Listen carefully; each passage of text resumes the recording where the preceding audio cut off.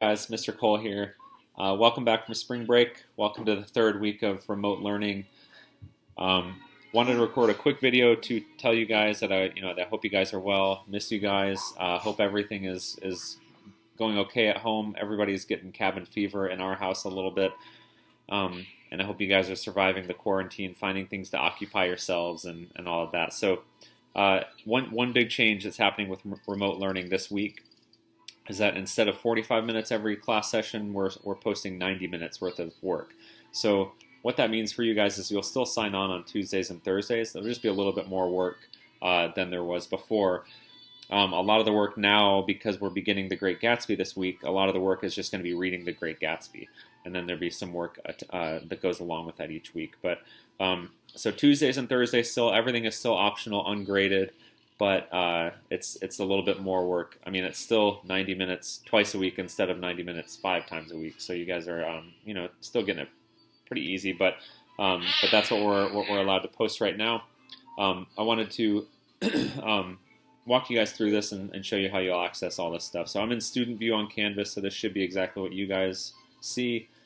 And by the way, if I'm distracted during this video, my 3-year-old Julian's right in front of me watching Charlie Brown, and there's a real good chance he's just going to yell something out at some point or pop in here.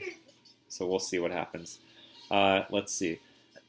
So first you'll click, this read first is just going to be this video. For Tuesday, April, these dates are all wrong. It's not April 7th. Tuesday, April 21st, which I'll change. You will click the Great Gatsby intro, and it's going to be a quick video that I made just going through a PowerPoint talking about the book. You do need, if you go into this book blind, it's going to be a lot harder to understand, so it's worth spending the, I think, 13 minutes that it is to just learn about the characters and learn about a theme that we'll talk about, learn about especially the historical context. That stuff's really important, and without it, it's going to be really hard to understand a lot of what's happening in the book. You'll read The Great Gatsby Chapter 1, and here's the assignment. I've just given you a couple of options for that. This is pretty short notice for you guys, so if you don't have a copy of the book, we have a backup plan for you, so don't worry about that. But if you want your copy of the book, you can order it from Amazon. It currently costs $9.31 on Amazon, so it's pretty cheap. If you don't want to do that, back to this one, probably your parent or sibling. There's a good chance you have a copy of this book in your house if you have siblings, because everybody reads The Great Gatsby in high school pretty much. So the next option is there's a full text PDF of the novel, which I will post on Canvas.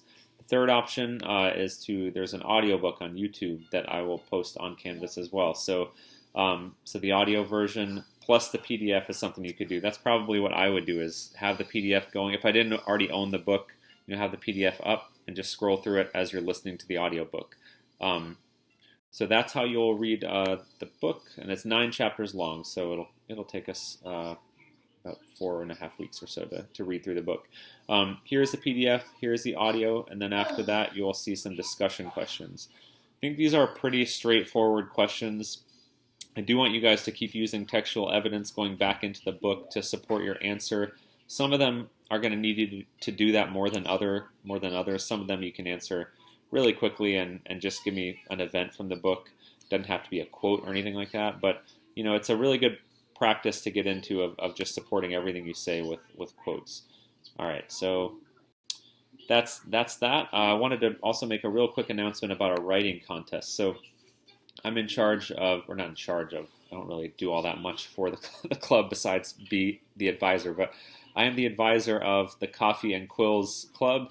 It's a writing club, creative writing, and I was talking with Emma, who is the club president, about the idea that probably a lot of kids who like to write are just sitting at home doing nothing, or like doing this minimal amount of schoolwork, and it's like, this is a historical event. I mean, this is this huge event that's changing everything. I mean, if you've ever been into a Target during this time, it's just this weird, bizarre experience of there being 8 other people in the store and the checkout lines being taped off so that you can only stand 6 feet apart, and people in masks and nobody leaving the house. Like, it's just this very odd time, and it's really great for. Hold on one second, okay, pal? I don't want you to read it. I will in a minute, okay? He wants me to read a Charlie Brown book, so he's going to get the full Charlie Brown experience Hey, Julian. You say hi. Okay, he growled and made a funny noise. All right, so here's a writing contest. It's totally optional, obviously. If you want to write a short story or a poem or create a podcast where you interview people or something like that, write a screenplay. I've been watching a lot of, for some reason, I've been watching a lot of pandemic movies. So I watched 28 Days Later and Contagion, and you know, there's a lot to write about here. So maybe a short screenplay.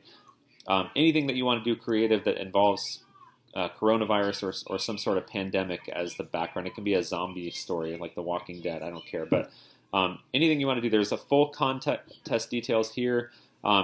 You can submit it into a contest, and Emma and I believe the other advisors are going to be reading and voting on these submissions, and the winner will get a pandemic prize pack. So I don't really want to say what's in that, but you'll want this pandemic prize pack.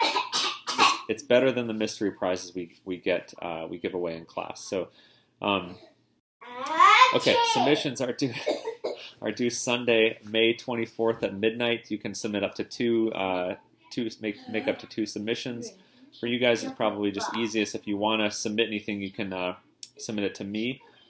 Just email it to me, or you can email it to Emma, and her email is right here. She is the club president. I'll be. Oh, here are the full contest details here. So if you want to read through all of those, I'll be sending this out in an announcement on Canvas. So you'll get an email about all this stuff. But I think it'd be really cool if a couple of you guys submitted some stuff here. You've got time. What else are you doing besides like streaming Tiger King and all that other? I don't know what else is on Netflix these days. But all right, I'm out. That's it. I hope you guys are having a good extended break from school and staying safe, and that your families are safe. Take care, everybody.